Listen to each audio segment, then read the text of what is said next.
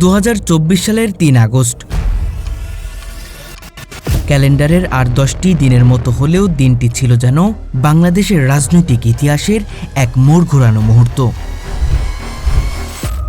রাজধানীর কেন্দ্রীয় শহীদ মিনারে সেদিন লাখো ছাত্র জনতার ঢল নেমেছিল, আর সেই জনসমুদ্রের সামনে বৈষম্য বিরোধী ছাত্র আন্দোলনের সমন্বয়করা ঘোষণা করেন ঐতিহাসিক এক দফা।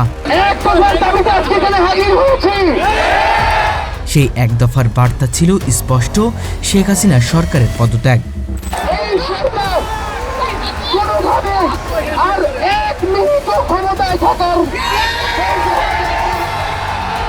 অনেকের কাছেই ওই ঘটনার পর থেকেই স্পষ্ট হতে শুরু করে যে দেশের রাজনীতি আর আগের অবস্থায় ফিরবে না।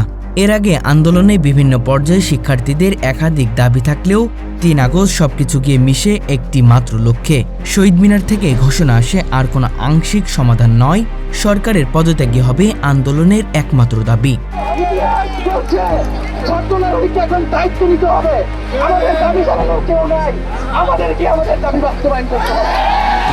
জনগণকে সর্বাত্মক অসহযোগ আন্দোলনে নামার আহ্বান।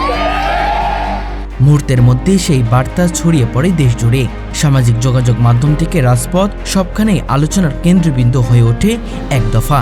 এরপর যেন পাল্টে যেতে শুরু করে পুরো দৃশ্যপট। রাজধানী থেকে জেলা উপজেলা সবখানেই বিক্ষোভ মিছিল ও সমাবেশ আরও তীব্র হতে থাকে। শিক্ষার্থীদের পাশাপাশি বিভিন্ন শ্রেণী পেশার মানুষও আন্দোলনে সম্পৃক্ত হন।